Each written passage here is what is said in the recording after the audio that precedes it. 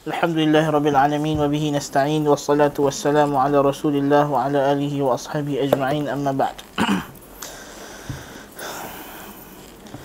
Allah Subhanahu wa taala dalam Al-Quran telah menyebutkan beberapa agama. Di antaranya ialah yang kita dah sebut sebelum ni awal-awal kelas dulu, di antaranya ialah agama Majusi, Al-Majus. Kita dah bincangkan banyak agama yang berkaitan dengan agama-agama Wathaniyah, penyembahan berhala. Dan agama-agama yang kita bincang sebelum ni, majoritinya adalah mereka ni termasuk dalam musyrikun. Awalladzina asyraku, orang musyrikin. Adapun hari ni kita nak bincangkan satu agama yang menjadi jambatan di antara al-musyrikun dengan ahli kitab. Dia tengah-tengah. Dia tengah-tengah, maksudnya mereka ni di antara musyrik dan di antara ahli kitab. Tabaklah mereka ni semua buat syirik. Semuanya dari segi hukum mereka ni semua musyrikun lah. Ahli kitab pun musyrik, Majusi pun musyrik, semua selain daripada orang Islam musyrik belaka lah. Tapi maknanya dari penamaan yang Allah Ta'ala namakan agama mereka. Jadi nama orang Majusi ni, dia dihukumkan dengan hukum yang sedikit berbeza daripada agama-agama yang lain. Sebab dia dah nak hampir kepada ahli kitab. Sebab itulah Majusi mereka ni dikatakan sebagai syibhul kitabiyin, ataupun orang yang hampir nak sama dengan ahli kitab. Orang yang hampir nak sama dengan ahli kitab. Ini kerana Nabi SAW meletakkan hukum orang Majusi dari segi muamalah mereka dalam negara umat Islam seperti kita kata seperti ahli kitab. Nabi kata sunnu bihim sunnata ahli kitab. Lakukan mereka seperti mana ahli kitab. Ini diambil jizyah. Baik. Dan tentulah agama Majusi adalah agama yang mempunyai sejarah yang panjang dengan umat Islam, kerana mereka adalah agama yang bertembung dengan Islam apabila pengutusan Nabi Muhammad sallallahu alaihi wasallam. Maka dua agama besar yang bertembung dengan Islam ialah Nasrani dan juga agama Majusi. Selain daripada Yahudi yang ada di Madinah lah. Tapi negara yang agama yang bentuk yang ada negara ketika itu, yang ada empire, iaitulah agama Majusi di bawah dinasti Sassanid Iran, dan juga agama Kristian di bawah empire Byzantine. Baik. Ini dia kata di sini Ad-Diyanah Az-Zuradishtiyah Al-Farisiyah, agama Zoroaster. Zoroaster ni maknanya nama kepada orang lelaki yang dikatakan pengasas kepada agama Majusi. Tapi dalam Majusi ni dia ada banyak, selain daripada Zoroaster dia ada aliran dia dipanggil aliran Manawiyah, dan juga ada aliran agama Manawiyah dengan satu lagi aliran yang Muzdakiyah. Muzdak ni aliran dalam agama Majusi. Jadi agama Majusi ni dia agama yang tidak ada kitab yang diwahyukan Tuhan. Diriwayatkan daripada sebahagian salaf, mereka mengatakan asalnya Majusi ni ada kitab, kemudian kitab mereka diangkat balik oleh Allah Azza wa Jalla. Baik. Sebab itu mereka namakan sebagai syibih ahli kitab. Dia ada syibhul kitab. Dia seakan-akan ada kitab, tapi sebab kitab mereka telah ditarik balik oleh Allah Azza wa Jalla kerana perbuatan-perbuatan mereka yang mungkar lah, mungkin, wallahu alam, kalau tarik balik kitab mereka. Baik. Dia kata di sini an-nash'atu wa tatawwur, perkembangan agama ini. Dia kata tu'addu biladu Faris bihukmi mawqi'iha al-jughrafi halqatul wasli fi fikri al-dini al-qadim baina hadaratin wa diyanati hawd al-bahr al-abyad wa al-mutawassit wa syarq al-adna al-qadim. Negara Iran, Farsi ini, berdasarkan status geografinya merupakan titik temu di antara pemikiran agama yang lama, kuno, di antara ketamadunan dan agama yang berada di sekitar Laut Putih, wa syarqil adna al-qadim, dan juga kawasan timur yang lama. Zaman kuno lah maksudnya, kuno. Yang ni Laut Caspian yang ada dekat dia panggil Kaukas. Kaukas tu kan Caucasian, kawasan Caucasian di situ. Kawasan Tabariyah yang ada dekat dengan Iran. Kawasan ini dianggap sebagai kawasan yang penting, terutamanya negara Azerbaijan tempat munculnya agama Majusi. Majusi. Sebab Zoroastrian ni dia orang di Azerbaijan. Jadi dia kata agama Zoroastrian ni, agama Zoroaster ataupun Majusi ini, dia namakan Zoroastriyah sebab nisbah kepada pengasasnya Zoroastr. Orang Arab sebut Zoroastr. Zoroastr ataupun Zoroastriyah wa ma tafarra'a anha min firaqin indimaj al-fikri ad-dini ash-sharqi al-gharbi wa insiharuhu fi butiqatin wahidah. فالزرادشتية تقف في مرحلة وسط بين الفكر الديني الهندي والفكر التوحيدي الذي ظهر في منطقة الشرق الأدنى القديم. Jadi dia, agama ni dianggap oleh pengkaji agama sebagai titik temu di antara ataupun titik bercampurnya di antara pemikiran tauhid dan pemikiran syirik yang ada dalam agama-agama yang muncul di India. Agama yang muncul di India. Tauhid dari satu sudut kita akan sebut nanti dia mempertuhankan Mazda, tapi dalam masa yang sama dia juga syirik apabila dia menjadikan Ahriman sebagai pelaku kejahatan. Baik. يتراوح تصنيف زرادشت بوصفه مؤسسا للديانة الزرادشتية بين اعتباره حكيما من حكماء فارس. Zoroastr ni dia adalah hukama ataupun orang cerdik pandai di kawasan Iran, Farsi lah, kawasan Farsi. Adakah dia ni Nabi? Persoalan, adakah Zoroastr itu Nabi? Zoroastr tidak ada nas wahyu yang mengatakan dia Nabi, dan tidak ada nas wahyu yang menafikan dia Nabi, kan? Dan bukan semua Nabi Allah Subhanahu wa taala cerita dalam Al-Quran. Berdasarkan riwayat yang mengatakan bahawa agama Majusi ini asalnya ada kitab kemudian diangkat, kana lahum kitab thumma rufi'. Daripada kitab kemudian diangkat kitab tersebut. Jadi maknanya asalnya agama mereka adalah agama yang dibawa oleh seorang nabi. Tapi adakah Nabi tersebut adalah Zoroastr ini? Ataupun orang lain? Yang sebenarnya Zoroastr ini adalah dialah yang ubah agama Majusi. Wallahu a'lam. Kita pun tak boleh nak sure. Tak boleh isbat, tak boleh nak nafi secara 100%. Kan? Jadi pertelingkahan akademik berkaitan dengan Zoroastr ni, Nabi tak Nabi, dia tiga yang buang masa. Dia tidak ada memberi faedah yang besar. Cuma kita kata orang Majusi mendakwa kata agama mereka diasaskan seorang lelaki nama Zoroastr, dan mereka mendakwa Zoroastr mendapat wahyu. Tapi adakah dia Nabi tersebut, ataupun dia sebenarnya yang mendakwa jadi Nabi dan ubah agama Majusi, dan sebenarnya agama itu adalah agama yang lain? Sebab ada juga yang mengatakan agama Majusi ini sebenarnya adalah dibawa oleh seorang lelaki nama dia Qmarth. Kaf ya waw min ratha. Qmarth ini dikatakan dia adalah Adam alaihissalam, ataupun keturunan daripada anak-anak Adam alaihissalam. Ini sebahagian ulama berpandangan begitu, kan? Jadi maknanya adakah Zoroastriyah ini adalah agama Adam, kemudian diubah oleh Zoroastr, lelaki-lelaki yang mendakwa diri Nabi ni, yang didakwa oleh pengikut dia sebagai Nabi. Jadi maknanya yang pentingnya kita tahu bahawa sebenarnya Majusi ini asalnya mereka ada kitab. Kemudian berlaku penyelewengan yang besar dalam agama ini, menyebabkan mereka menjadi golongan musyrikun.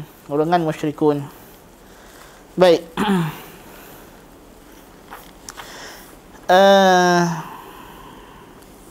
Dia kata agama Zoroastriyah secara hakikatnya dia memanglah mewakili titik pertemuan di antara agama-agama timur dan barat. Kerana dia mempunyai hubungan yang kuat dengan agama-agama yang ada di China dan India, dan dia ada pertembungan yang kuat juga dengan agama-agama tauhid, itulah Islam, dan juga agama-agama samawi, itu Yahudi dan Nasrani.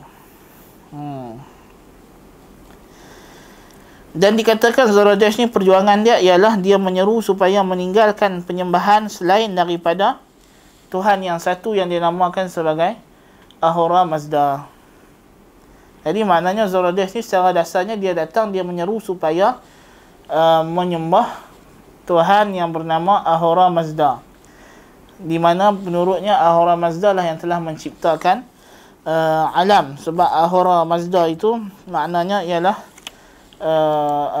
ana khaliqul wujud, ana khaliqul wujud, akulah yang menciptakan segala yang wujud. Jadi maknanya dia mengatakan bahawa dialah satu-satunya Tuhan yang menciptakan kewujudan. Dan memang orang Majusi beriktikad bahawa Tuhan yang menciptakan alam ni nama dia Ahura Mazda sahaja, tidak ada Tuhan lain. Kemudian datang daripada Ahura Mazda itu Ahriman. Ahriman ni siapa? Tuhan kegelapan yang mencipta kejahatan. Sebab dia kata tak mungkin Tuhan yang begitu indah, yang begitu baik mencipta benda yang jahat. Tapi Ahriman itu sendiri menurut mereka adalah makhluk bagi Ahura Mazda, dicipta oleh Ahura Mazda, ataupun imbithaq, ataupun tercetus, ataupun lahir daripada Ahura Mazda. Dan pertemuan baik dan buruk ini akan berlangsung sehinggalah di akhir zaman nanti kemenangan akan berpihak kepada Ahura Mazda. Berpihak kepada Ahura Mazda, yakni berpihak kepada kebaikan lah. Cahaya akan menang atas kegelapan. Cahaya akan menang atas kegelapan. Baik. Dan agama Majusi ini, agama Zoroastrian ini berjaya membawa agamanya menjadi agama yang dipegang oleh orang Iran sekitar tahun 500 sebelum Masihi, di bawah pemerintahan Maharaja Dara. Dan kemunculan Zoroastrian ataupun laki nama Zoroastrian ini lebih kurang tahun 618 sehingga 541 sebelum Masihi. Jangka hidup dia di antara, dia lahir lebih kurang 618 sehingga 541. Jadi dia ni nak sezaman juga dengan Buddha, nak sezaman juga dengan Confucius. Nak sezaman lah, satu kurun yang sama. 618 sampai 541. Dia tahun sebelum Masihi menurun. Tahun sebelum Masihi menurun. Bukan naik, menurun. Dia ke bawah. Baik. Dan muncul bersama dengan dia adalah Buddha, Confucius dan juga Ish'iyya al-Thani, Ish'iyya the second, yang katakan Nabi Bani Israel. Dan dikatakan dia mula menyebarkan agamanya lebih kurang pada tahun 588 sebelum Masihi. 588 sebelum Masihi, sebelum kedatangan Iskandar, Alexander the Great. Lebih kurang 2 kurun sebelum kemunculan Alexander the Great. Alexander the Great ni datang, kemudian dia jajah kawasan Farsi, kawasan Iran.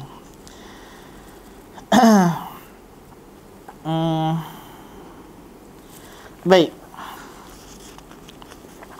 Jadi dakwah dia, agama Zoroastrian ni macam kita sebut tadi, ialah dia menyeru supaya kita ni menyembah Ahura Mazda.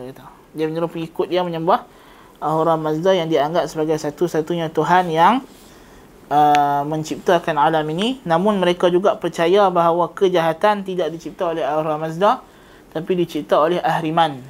Ahriman yang merupakan Tuhan kegelapan ataupun Tuhan yang menciptakan benda-benda yang jahat. Ini adalah mabda' agama Majusi. Sebab itulah Nabi kata Al-Qadariyah majusu hadhil ummah. Qadariyah adalah Majusi umat ini. Kerana mereka sama macam Majusi yang mengisbatkan bahawa kejahatan diciptakan oleh selain Tuhan. Qadariyah kata manusia menciptakan amal dirinya sendiri. Semua benda dalam alam ni adalah makhluk Allah kecuali perbuatan hamba, illa af'alul ibad. Illa af'alul ibad fahiya makhluqatun lil ibad. Maka ia adalah makhluk bagi hamba tu sendiri. Ini adalah fahaman Qadariyah. Qadariyah apa? Mu'tazilah. Lagi? Siapa lagi Qadariyah? Syiah. Lagi Zaidiyah. Ini semua Qadariyah lah. Baik. Jadi pemikiran Zoroastriah berasas kepada kewujudan dua Tuhan ini.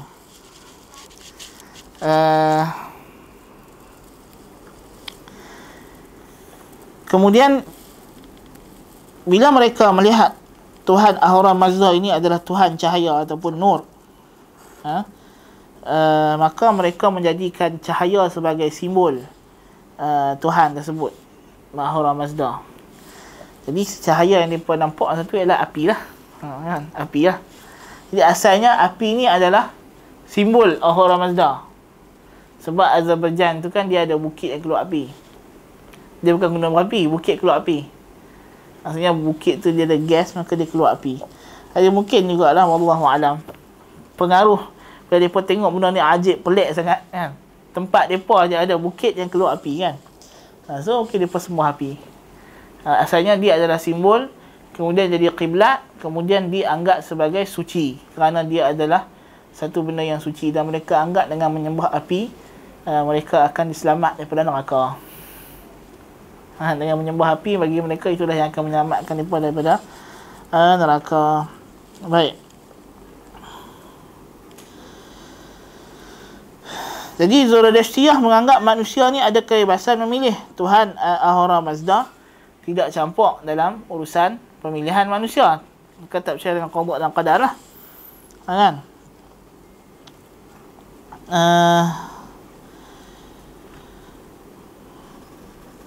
Jadi mereka melihat bahawa alam ini asalnya adalah baik. Asalnya adalah baik, tetapi disebabkan wujudnya ahriman, maka dia yang buat benda-benda yang buruk.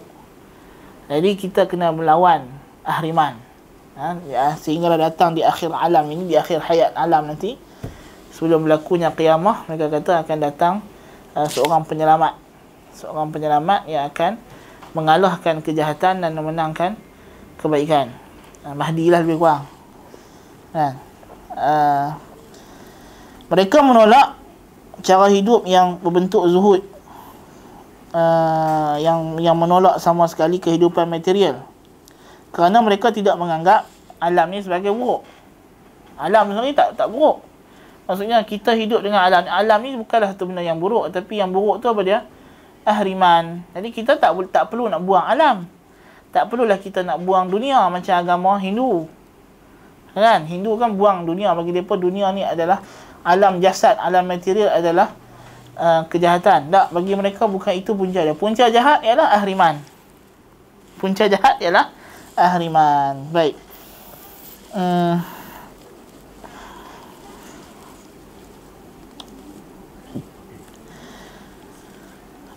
Kemudian dia kata,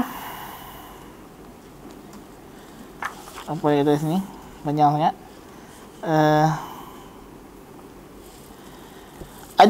Kemudian ada perbincangan, adakah sebenarnya agama Zoroastriah ini asalnya adalah agama tauhid yang hanya menyembah ahriman, dan sebenarnya konsep menyembah Ahura Mazda dan ahriman itu sebenarnya syaitan. Kan? Adakah begitu? Kan? Nampaknya begitulah tafsiran mereka bagi syaitan. Dia anggap syaitan itu sebagai setara dengan Tuhan lah. Tapi dia makhluk Tuhan. Tuhan ciptakan dia untuk buat benda jahat, untuk lawan Tuhan. Kan? Tapi mereka anggap dia juga adalah kekuatan yang azali lagi abadi. Tapi dia boleh musnah. Tu boleh lah. Kan? Azali tapi ada permulaan. Abadi tapi ada perakhiran. Itu bukan azali yang betul. Itu bukan abadi yang betul. Kan? Maksudnya dia berkata akhirnya cahaya akan menang di atas kegelapan. Baik.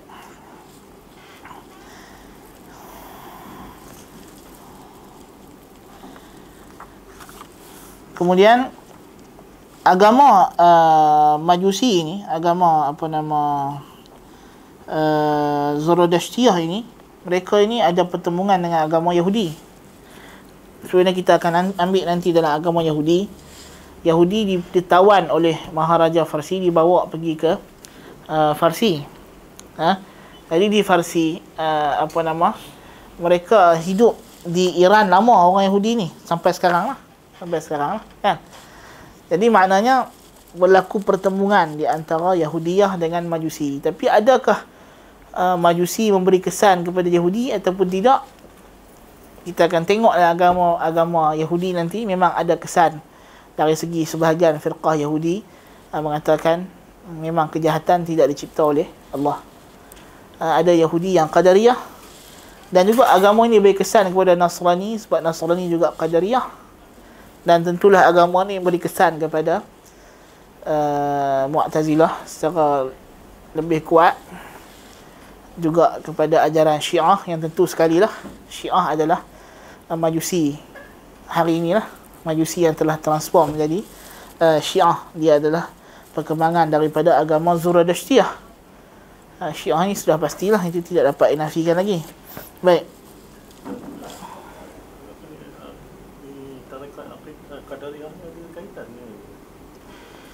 Tarikat Qadiriyah. Qadiriyah nisbah kepada Abdul Qadir Al-Jilani. Dia bukan Qadariyah yang menafikan qadar. Tapi depa tarikat Sufi kebanyakan Sufiyah depa ni Jabriyah. Sufi adalah Jabriyah. Lawan kepada ahli kalam yang kebanyakannya Qadariyah. Sebab aliran Sufi banyak intimak kepada mazhab Asy'ariyah, dan Asy'ariyah adalah Jabriyah. Baik.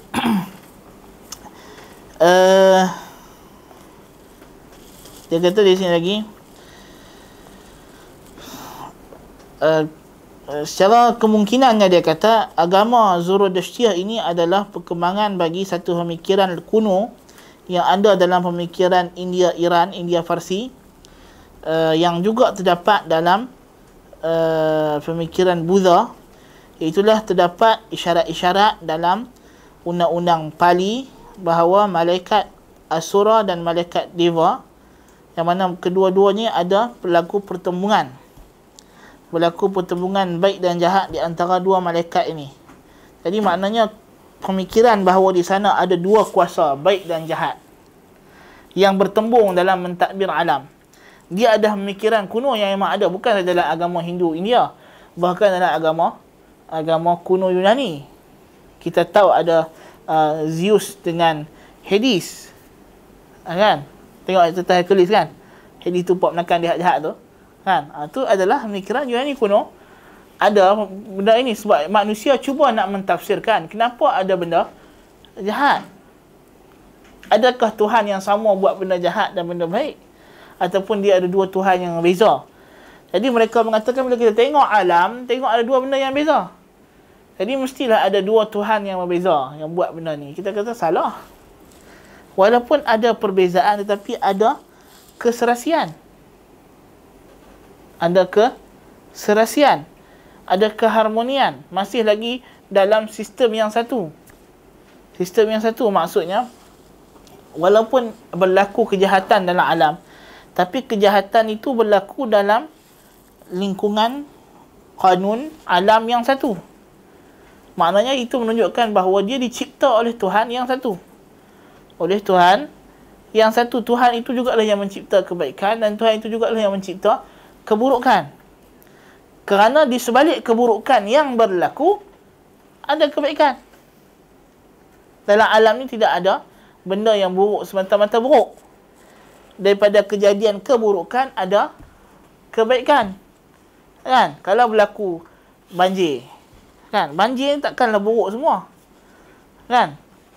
Di sebalik banjir itu ada hikmah-hikmah lain. Hikmah-hikmah lain yang kembali kepada kebaikan. Bila berlaku banjir, orang datang tolong-menolong sama orang, orang mula bagi sedekah, kan? Itu kan kehendak syariat. Tuhan yang cipta benda baik, dia juga cipta benda buruk, kerana keburukan mencetuskan kebaikan dalam alam. Bila orang mencuri, maka ditegakkan hukum syariat. Hukum syariat itu baik, memberi pengajaran kepada manusia. Bila dia kena hukum syariat, dia akan insaf, dia akan bertaubat, dan dia mungkin jadi lebih baik daripada orang yang tak pernah mencuri setelah dia bertaubat. Kan? Menunjukkan dia datang daripada Tuhan yang sama. Tuhan yang sama. Dia lah yang menciptakan khalaqal mauta wal hayata liyabluwakum ayyukum ahsanu amala. Dia lah yang ciptakan hidup dan mati untuk uji kamu siapakah yang paling baik amalnya. Itu tujuan Tuhan ciptakan hidup dan mati, baik dan buruk. Kan?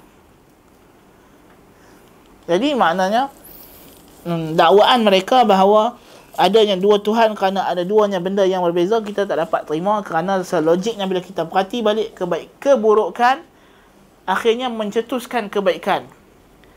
Jadi kalau kita kata dia adalah dicipta oleh Tuhan yang lain, tentulah keburukan tu tak ada langsung kaitan dengan kebaikan yang ada.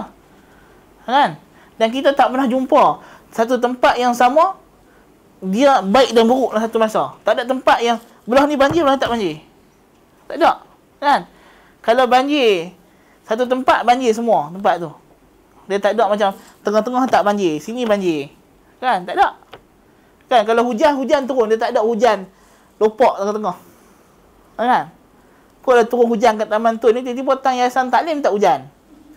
Kan? Kedai sebelah ni hujan, kedai sebelah lagi tak hujan. Tak ada. Turun hujan, semua kena hujan. Kan? Menunjukkan dia dicipta oleh Tuhan yang satu. Kan? Tuhan yang satu. Baik, kalaulah dia berlaku sirak seperti yang mereka kata, berlaku pertumbungan baik dan buruk, macam kita nampak kan, Tuhan tu duk bergaduh kan. Hak kau ni hantar kilat, kau ni tahan kilat, tak diturun ke? Tak ada. Kilat turun lah. Kan? Dia tak ada. Hujan tiba-tiba turun, tak ada nak timpa bumi, tiba-tiba Tuhan satu lagi tahan. Tak ada. Tak pernah berlaku kejadian tersebut. Kan? Menunjukkan bahawa dia hanya ada satu Tuhan yang mencipta segala-galanya. Kan? Tak ada tiba-tiba matahari nak masuk malam, tiba-tiba Tuhan satu lagi tahan matahari tak tenggelam. Tuhan satu lagi nak tolak matahari tu duk ungit tengah langit. Tak ada. Kan? Ada orang nak mati, tapi nak mati tak mati, nak mati tak mati. Tak ada. Kan? Menunjukkan bahawa dia hanya ada satu Tuhan yang mencipta dan mentadbir alam. Jikalau macam dia kata di sini ada sirak, pertembungan, dia macam perang, gaduh. Kan? Kalau kita tengok agama Yunani, Tuhan-Tuhan dia kan bergaduh, perang. Perang sama Tuhan. Kan? Jadi tak betul. Tak ada, kita tak nampak macam agama Hindu, Tuhan dia perang. Berlaku peperangan di antara Tuhan-Tuhan. Dalam kitab-kitab dia buat cerita kan. Ada kita nampak perang, Tuhan perang. Tak ada. Satu Tuhan sahaja yang mentadbir alam.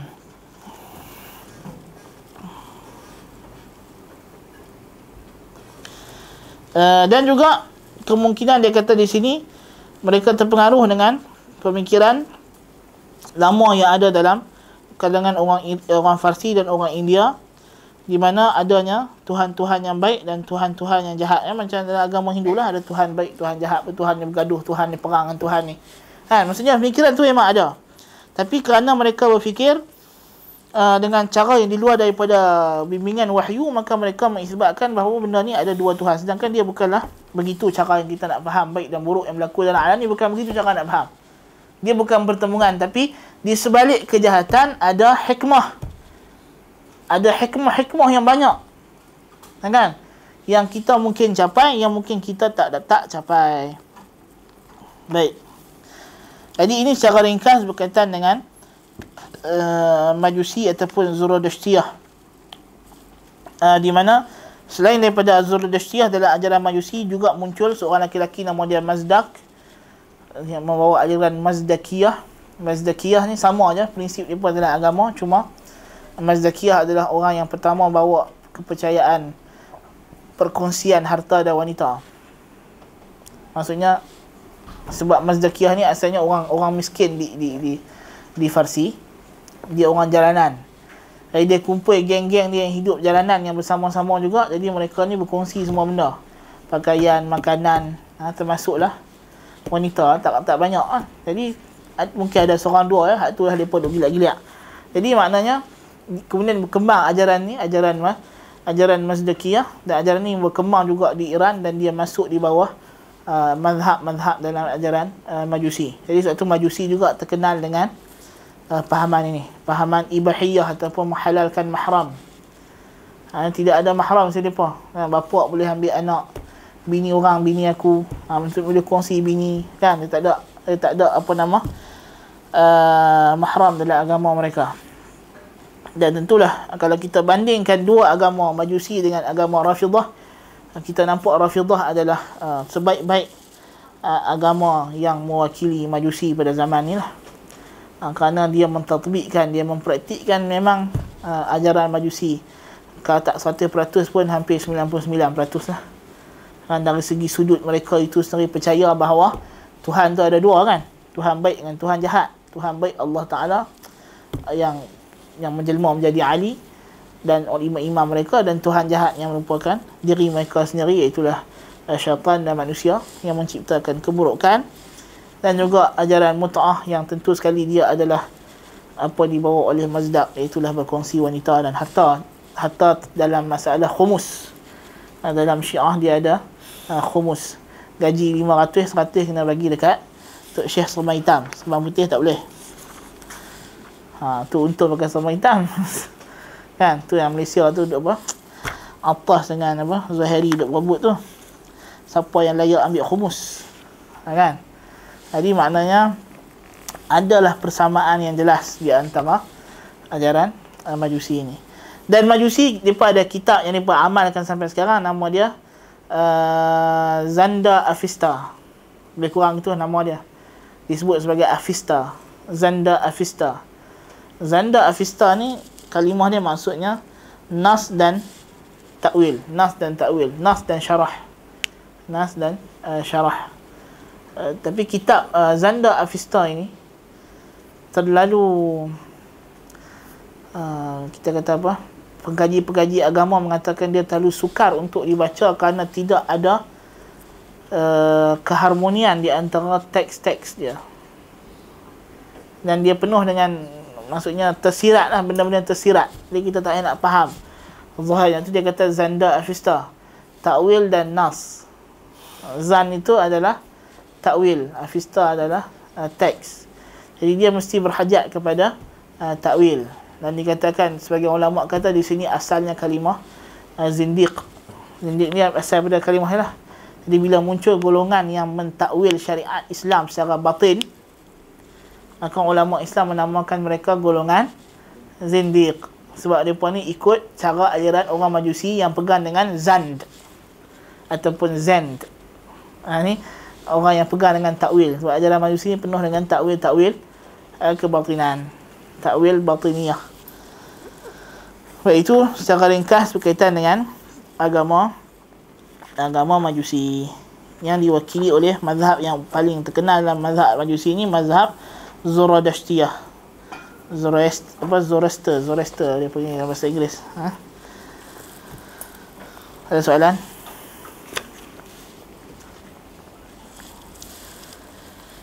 Jadi bila kita tengok balik agama-agama yang sebelum kita ambil daripada agama Majusi, dalam Majusi ni dia adalah unsur-unsur, di sinilah dia kata ada unsur tauhid tadi. Maksudnya Tuhan dia satu, Ahura Mazda. Kemudian dia akan kembali menjadi satu, dan mereka berjuang untuk menyembah Ahura Mazda sahaja, bukan menyembah selain daripada Ahura Mazda. Jadi kalau mereka sembah api pun, mereka bagi mereka itu hanyalah simbol kepada Ahura Mazda. Kan? Jadi maknanya mereka nak menyembah Ahura Mazda tersebut, yang dianggap sebagai dialah satu-satunya pencipta alam. Dan agama Majusi adalah satu-satunya agama dalam alam ni setelah di-istiqra', setelah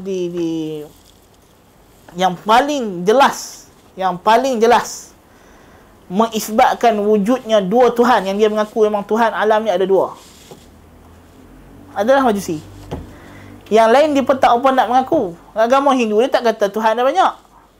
Dia kata mazahir Tuhan yang banyak. Tuhan satu je. Kan? Tak ada Tuhan lain yang cipta baik dan buruk, tapi dia ada mazahir ataupun penjelmaan Tuhan. Agama Buddha sama ada tak percaya Tuhan terus, ataupun dia anggap Tuhan macam agama Hindu juga. Agama Shinto pun sama, kami, kan? Dia adalah Tuhan yang satu tapi menjelma dalam banyak bentuk. Tapi agama Majusi lah satu-satunya agama syirik yang paling jelas. Dia berkata mereka ada dua Tuhan yang beza, Ahura Mazda dengan Ahriman. Itu pun mesti itu Syekhul Islam kata agama yang paling jelas isbat dua Tuhan ialah Majusi.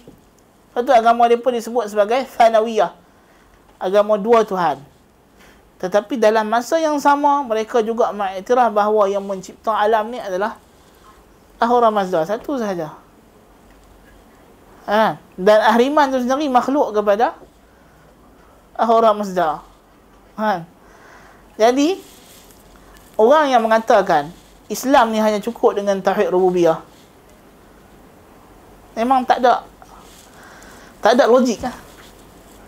Kalau Islam tu tauhid rububiyah, kan, percaya Tuhan Allah Ta'ala saja yang mencipta alam ni, jadi tang mana yang kita nak letak beza Islam dengan Majusi, Islam dengan Hindu, Islam dengan Buddha, Islam dengan Confucius, Islam dengan Tao, Islam dengan Shinto? Mana beza? Kan?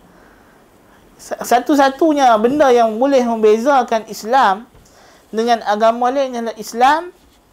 Atau Syekhul Islam kata qaidah azimah, kaedah yang paling besar yang membezakan baina ibadatil mu'minin wa ibadatil musyrikin, antara ibadat orang mukminin dengan ibadat orang musyrikin. Apa dia?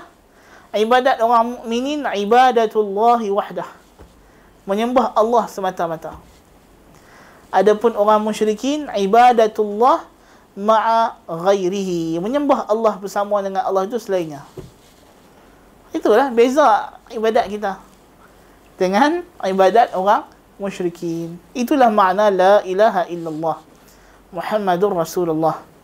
Dan ibadat kita orang Islam dibina di atas apa yang Allah syariatkan.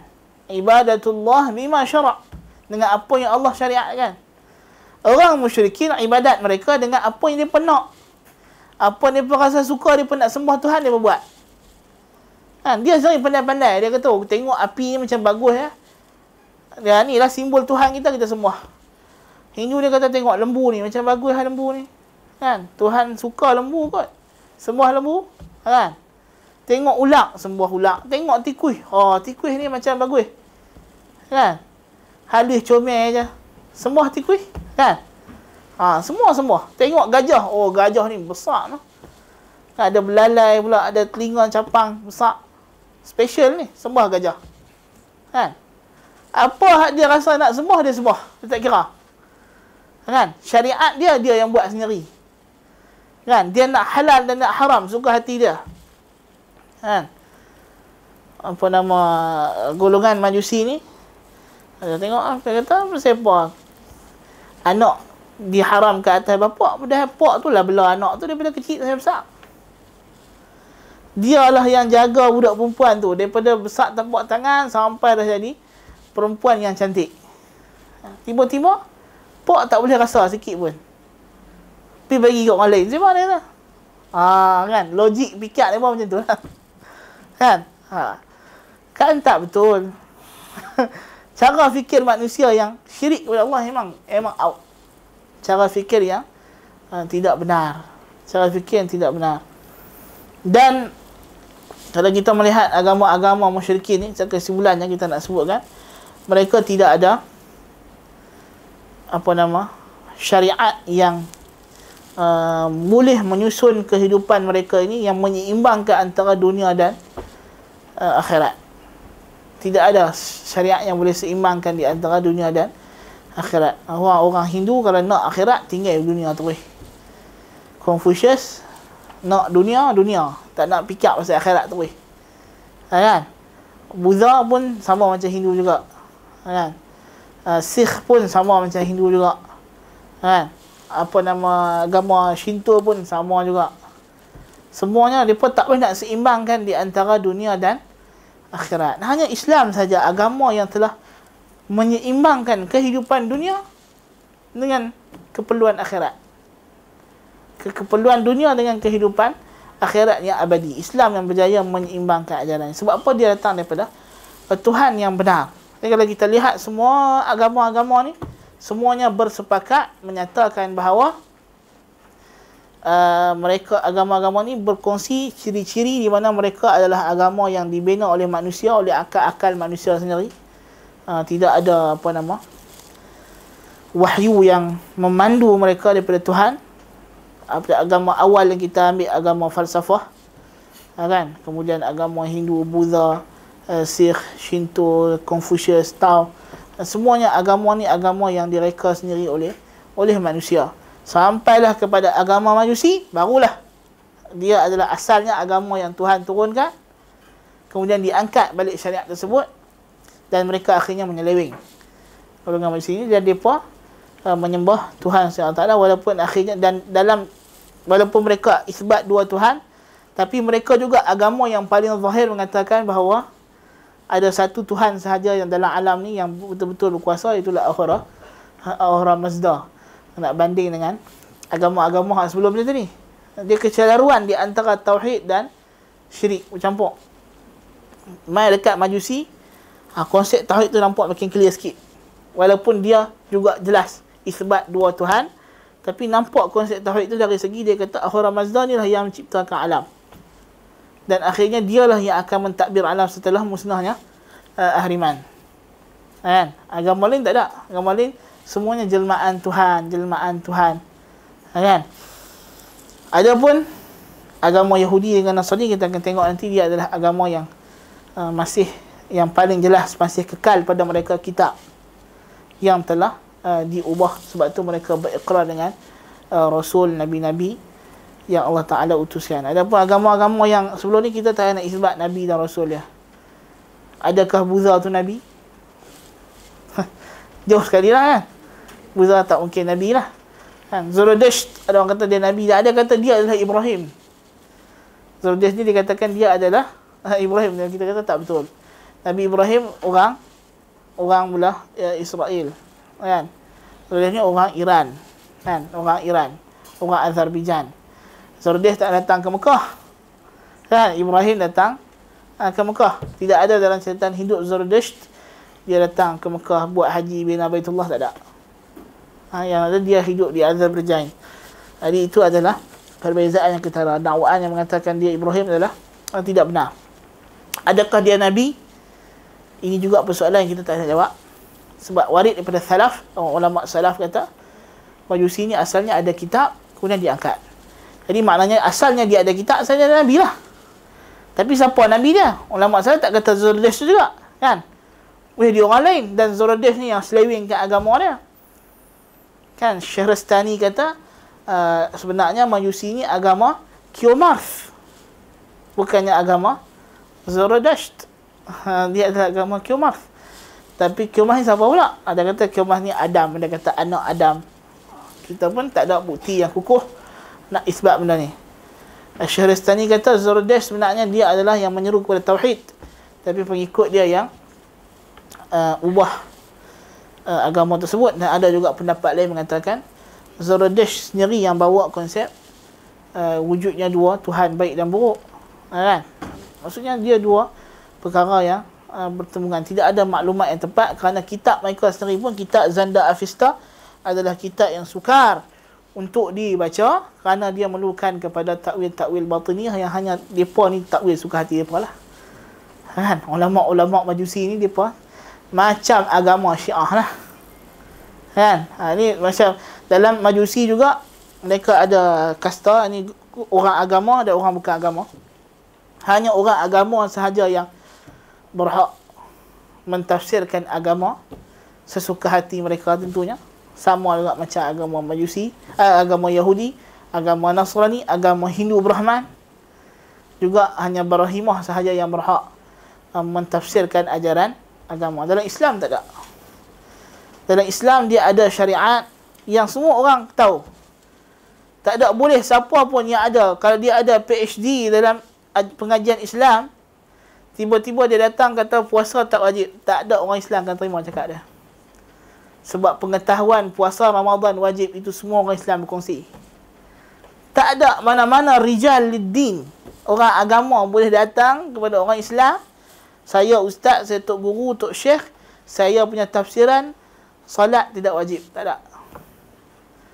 Sebaik saya cakap macam tu, semua orang Islam, termasuk orang Islam yang mengaji dekat tadika pun akan kata engkau kafir. Sebab ini agama semua orang faham. Dia tak dikongkong oleh mana-mana golongan. Hanya masalah-masalah yang rumit, yang besar-besar, yang memerlukan pendalaman ilmu agama sahaja. Itu mungkinlah isu-isu yang besar berkaitan dengan faraid ke apa ke, hudud jinayat dan sebagainya. Itu mungkin. Kan? Itu memerlukan. Tu pun semua orang boleh jadi ustaz. Tak ada halangan. Keturunan dia ni saja jadi ustaz. Tak ada. Dalam Islam tak ada. Tak ada keturunan siapa-siapa. Semua orang berhak mengaji agama dan dia berhak mencapai kedudukan yang tinggi dalam ilmu agama kalau dia berjaya. Tak ada orang Melayu tak boleh, orang Arab je. Tak ada.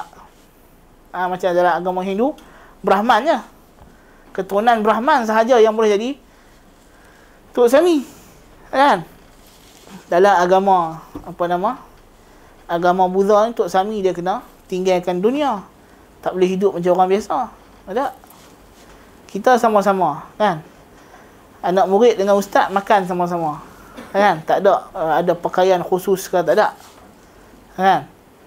Tak ada perbezaan yang ketara dalam Islam. Cuma ilmu. Kan? Orang Melayu pun boleh jadi ustaz, orang Arab pun jadi ustaz. Orang Hindu hak baru masuk Islam 3 tahun lepas pun kalau dia mengaji pandai, dia layak jadi ustaz. Tak ada siapa nak halang dia. Engkau ni asalnya bukan Islam. Tak ada. Dia masuk agama Islam, maka dia berhak mendapat layanan sebagai orang Islam. Itu beza Islam dengan agama-agama lain tadi. Agama-agama ni dia masih lagi ada sistem tabaqat-tabaqat ataupun kasta-kasta. Walaupun Buddha buang kasta jenis Hindu punya kasta, tapi dalam agama dia masih ada lagi golongan rijal ad-din, golongan agama yang mengukur agama tersebut dan mentafsirkan agama sesuka hati mereka. Kan? Dalam Islam tak ada. Semua orang boleh faham Quran. Nabi yang sendiri tafsirkan Al-Quran. Ulama salaf tafsirkan Al-Quran. Semua orang boleh baca tafsir Quran. Semua orang boleh belajar tafsir Quran. Tak ada siapa-siapa kata ni golongan orang Melayu tak boleh tafsir. Tak ada orang boleh kata kita ni orang awam lagi tak boleh nak baca Sahih Bukhari. Kan? Kalau dengar orang cakap itu, ketahuilah bahawa dia ni ada unsur-unsur Sami Hindu. Kan? Dia ingat apa? Islam ni agama Hindu ke? Siapa tak boleh baca Sahih Bukhari? Imam Bukhari tulis untuk semua orang. Bukan untuk orang tertentu. Baca tak ada masalah. Tapi kena faham dengan cara yang betul je. Dengan kaedah-kaedah ilmiah. Itu je. Kan? Itu sahaja. Dia ada dengan muabit dia. Tapi dia tak dikongkong oleh mana-mana golongan. Itu Islam. Tapi kita tengok agama-agama syirik ni, semuanya dikongkong oleh golongan-golongan tertentu. Macam agama Syiah juga. Agama dia dikongkong oleh dia punya, itulah, Tok Syekh dia. Hak serban hitam, serban putih. Kan? Hak serban hitam tu paling syaitan sekali lah. Serban putih tu rendah sikit. Hak tak pakai serban tu pun jahat juga. Kan?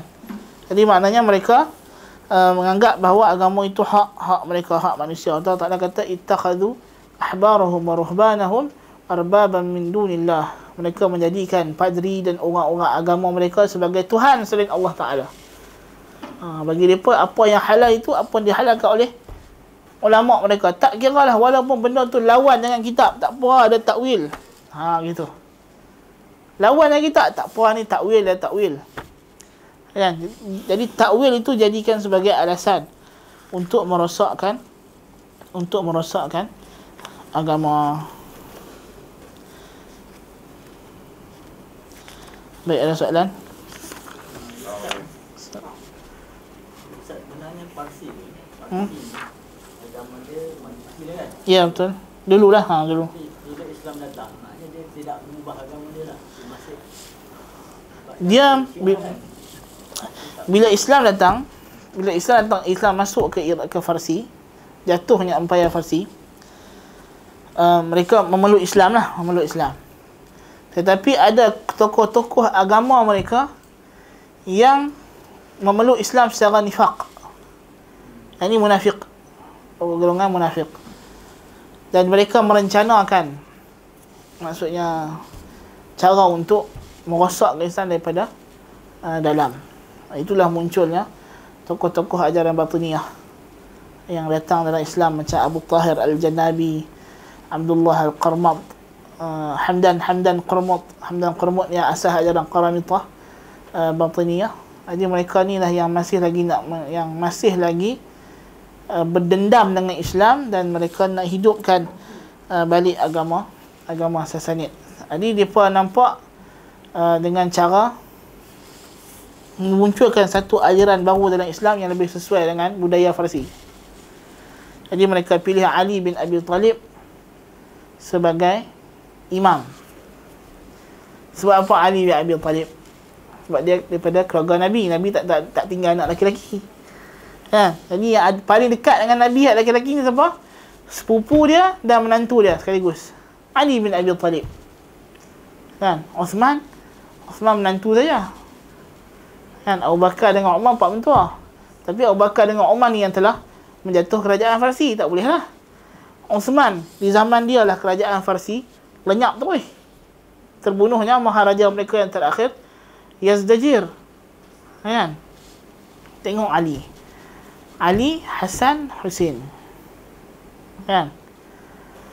Pasal apa? Lepas tu keturunan Husin. Keturunan Hasan tak ada iktiraf terus. Hasan, mereka terpaksa iktiraf juga sebab Hasan memang sah dibaiat sebagai khalifah selepas kewafatan Ali bin Abi Talib. Lepas tu Husin. Lepas tu keturunan Husin sampai sudah. Sebab Yazdajir, maharaja Farsi itu, puteri dia, anak perempuan dia ditawan dalam perang. Balik di Madinah, khalifah bagi dekat Husin. Daripada Husin dapatlah hasil perkongsian hidup Husin dengan puteri Farsi ni, dapatlah Ali Zainal Abidin, imam yang ke Ali, Hasan, Husin, imam yang keempat. Daripada Ali Zainal Abidin ni turunlah segala, sampailah imam yang ke-11. Yang ke-12 tu tak wujud pun. Nampak? Di situ mereka hidupkan semangat Farsi. Walaupun Ja'far As-Sadiq, imam mereka yang paling agung antara imam-imam yang sebelah ni, yang sampai Syiah menisbahkan mazhab mereka dinamakan mazhab Ja'fariyah. Ja'far As-Sadiq adalah cicit Abu Bakar As-Siddiq dari sudut mak, dari segi mak, tapi disebabkan dia nak juga kekalkan keturunan Farsi, tak apalah, ni cicit Abu Bakar pun kira jalan lah, jadi Farsi, ada darah Farsi. Kalau orang logik kata dah ni cicit Abu Bakar, tolak tak jadi imam, cari hak lain. Tapi hak utama dia bukan hak Abu Bakar, utama tu hak Farsi tu. Keturunan Ali Zainal Abidin, bukan Ali Zainal Abidin Malaysia ni, hak ni Indon. Hak ni hak Farsi, hak Arabnya, hak asal. Dia nak ada unsur-unsur Farsi. Itu hakikat yang sebenarnya. Di sebalik perencanaan Syiah ni, dia nak hidupkan agama Farsi je, bukannya ada benda lain pun. Jadi dia pun masuk Islam. Tapi kemudian sebab itulah ajaran Syiah akhirnya mendapat tempat di kawasan Iran lebih meluas. Kerana mereka melihat kalau kita nak masuk Islam pun, kita kena cari Islam yang sesuai dengan kita punya cara. Macam kat Amerika sekarang lah. Amerika kalau dia nak jadi Islam pun, kerajaan Amerika ni kalau dia nak support Islam pun, mesti dia nak cari Islam yang sesuai dengan dia kan. Takkan dia nak panggil Abdul Rahman As-Sudais pula main jadi imam kat White House. Tak lah kan. Kalau dia buat macam jamuan raya ke, buka puasa ke, dia panggil lah sufi mana ke, main baca doa, tentulah. Macam Oxford, kalau dia nak ambil orang Islam jadi pensyarah, pengajar dekat dia, takkan dia nak ambil Abdul Syekh Saleh Fauzan pula dia bersyarah kat Oxford kan. Tak mungkin lah kan. Kan? Pernah dengar orang Wahabi jadi pensyarah ke Oxford? Tak pernah. Orang Sufi belum kot. Sebelum ni Abdul Rahman Badawi, lepas sekarang ni Al-Akiti. Sebelum tu apa nama? Sebelum dulu tu apa nama? Hak lama tu mati tu. Apa nama dia tu? Lupa dah. Daripada Pakistan. Fazlur Rahman. Fazlur Rahman. Kan? Semua geng-geng Sufi tarekat tu kan. Mana pernah ada orang orang Salafi Wahabi dia ambil dia bersyarah dia sport kan? Tak ada. Dia nak hak je ni seragam dengan dia lah. Kan? Pipit dengan pipit, enggang dengan enggang. Macam tu lah orang kata. Jadi dia pun nak Islam yang style dia. Style dia. Kan? Wallahu a'lam. Assalamualaikum. Surah Al-Falaq ni, min syarril ma khalaq tu, macam mana kita nak faham ayat tu? Adakah Allah ni menciptakan kejahatan ni secara direct ataupun kejahatan ni datang daripada makhluk? Kejahatan dicipta oleh Allah Ta'ala, tapi dia dibuat oleh makhluk. Sekarang ni kita, badan kita ni kan, ada orang muka cantik, ada orang muka tak apa nak cantik. Ada orang kulit hitam, ada orang kulit putih. Kan? Siapa yang cipta? Allah Ta'ala cipta. Tapi yang berkulit putih atau hitam tu makhluk, bukan Tuhan. Tuhan mencipta. Dia cipta perbuatan makhluk. Makhluk yang ketika dia mencuri, perbuatan dia dicipta oleh Allah Ta'ala. Tapi yang mencuri itu makhluk lah. Bukan Tuhan yang mencuri. Jabriyah tak? Jabriyah Tuhan yang mencuri. Kacau lah. Kan? Jabriyah kata apa saja dalam alam ni yang buat adalah Tuhan. Kan? Bila kita duk makan nasi, pergerakan tangan kita apa semua ni, siapa yang cipta? Tuhan. Bukan kita yang cipta. Kita tak menggerakkan jantung kita. Bukan kita yang boleh bagi tangan kita bergerak. Kita dalam asalnya tak boleh bergerak. Tuhan tiupkan roh dalam jasad kita, akhirnya kita boleh bergerak. Jadi pergerakan kita dicipta oleh Tuhan. Tapi bila kita makan nasi, yang makan nasi itu kita lah, bukan Tuhan. Kan? Jadi Tuhan dia min syarri ma khalaq. Ma khalaq, yang Tuhan, yang kamu cipta. Bukan ma fa'al, yang kamu buat dah. Tuhan tak buat benda jahat, tapi Tuhan mencipta. Mencipta. Dan kejahatan yang Tuhan cipta, padanya ada hikmah yang Tuhan kehendaki. Jadi Tuhan tidak cipta kejahatan kerana nak jahat. Paling mudah tanya, benda yang paling jahat dalam alam ni apa dia? Iblis. Siapa cipta Iblis? Allah Ta'ala. Kan? Allah Ta'ala yang ciptakan Iblis. Allah yang jadikan dia sesat. Tapi ada hikmah yang Tuhan nak daripada wujudnya Iblis. Ada hikmah. Kita tak boleh halang. Setiap keburukan yang Tuhan cipta, akhirnya dia akan menghasilkan kebaikan. Dia akan menghasilkan kebaikan. Dengan adanya Iblis, maka kita dapat bezakan antara orang yang soleh, orang yang tak soleh. Antara ahli syurga dengan ahli neraka. Itu kehendak Tuhan yang kita tak ada cabarlah. Itu Tuhan nak macam tu, nak buat macam mana? Tuhan nak ada orang kafir, ada orang mukmin. Dan Tuhan tahu siapa yang layak untuk mendapat hidayah, siapa yang tak layak untuk mendapat hidayah. Tuhan adil, Tuhan tidak zalim. Tuhan tidak zalim, Tuhan adil. Kerana dia melakukan berdasarkan hikmah. Hikmah yang dia ketahui. Yang mana banyak daripada hikmah Tuhan yang kita tak tahu. Kan? Jadi maknanya Tuhan menciptakan keburukan, tetapi di sebalik keburukan itu hasilnya banyak kebaikan yang ada setengahnya kita tahu dan banyak daripadanya kita tak dapat nak capai dengan akal kita yang cetek. Tapi kita kena redha dengan qada dan qadar Tuhan. Qada dan qadar Tuhan. Walaupun dia bentuk benda yang buruk, tapi hakikatnya dia ada kebaikan yang kita kadang-kadang kita tak perasan. Yang kita tak perasan. Wallahu a'lam. Ada soalan lagi? Tak ada soalan, kita berhenti sekat ni dulu insya-Allah. Lepas ni kita akan masuk minggu depan insya-Allah. Tak ada apa, kita akan masuk ajaran Yahudi pula. Jadi segala apa yang kita sampaikan ni mudah-mudahan menjadi manfaat buat umat Islam, buat kita semua khususnya. Kita meneliti agama-agama ini untuk kita tahu bahawa hanya Islam sahaja agama yang benar. Kita buat kesimpulan tadi, perbandingan secara keseluruhannya antara Islam dengan agama-agama syirik. Bukan kita nak apa, dah mengaji perbandingan agama macam-macam, tiba-tiba semua agama menyuruh kepada kebaikan. Tak faham juga. Ngaji apa aku tu? Kan? Dia faham nak maksud kebaikan. Ni kadang-kadang kita ni baik pun kita tak faham dia. Buruk pun kita tak faham dia. Kan? Duk mengaji bandingan agama, duk ajak orang bandingan agama, tiba-tiba apa keluar kenyataan? Semua agama menyuruh kebaikan. Tak betul lah. Tu maknanya dia tak faham apa yang dia mengaji, dia tak faham apa yang dia ajak. Kita mengaji bandingan agama sebab kita nak tengok, oh inilah agama lain ni semua teruk. Islam je agama yang betul. Kan? Kita nak faham kenapa hanya orang Islam masuk syurga, orang kafir semua masuk neraka. Itu pastilah. Cuma kita nak tahu kenapa. Kan? Bukan kita mengaji bandingan agama ni untuk kita memasuk ke orang kafir dalam syurga dan mengelak orang Islam dan masuk neraka dah. Ini ada orang mengaji terbalik. Kan? Dengan orang Islam dia begitu keras. Kan? Dengan orang kafir begitu lunak. Itu masalah dia.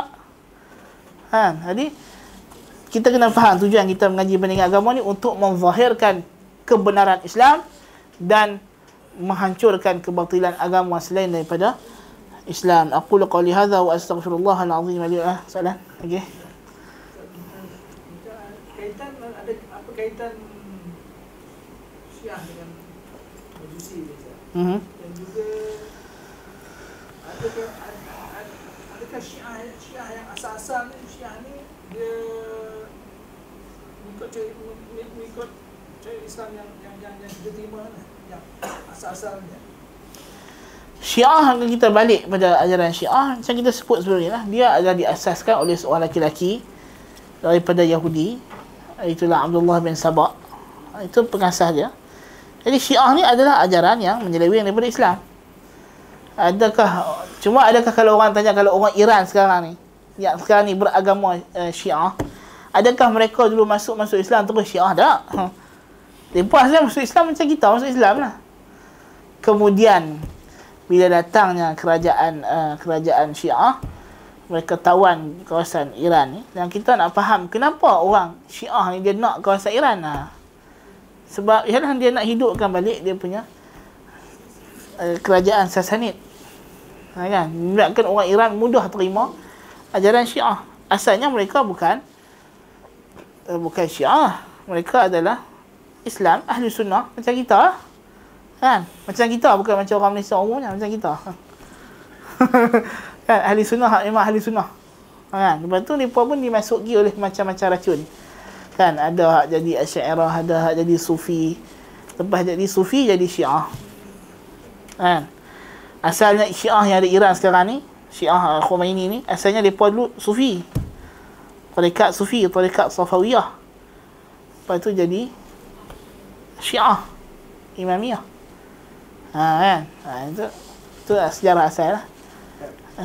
Kerajaan Fatimiyah di Mesir dulu macam mana?